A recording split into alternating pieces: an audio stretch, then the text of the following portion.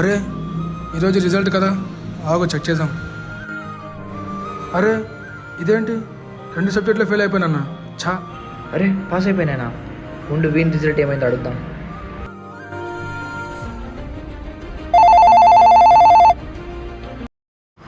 చెప్పరా మామ.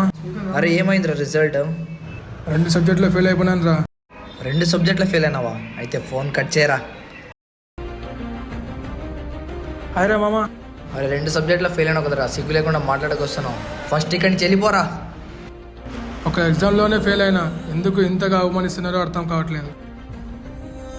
ఈ అవమానం భరించడం కన్నా చావడమే మంచిది. అరే ఊరికైనా వాళ్ళు అన్నా కదరా, ఫెయిల్ అయినాడేమో, ఒకసారి సారీ చెప్తే అయిపోతుందిగా.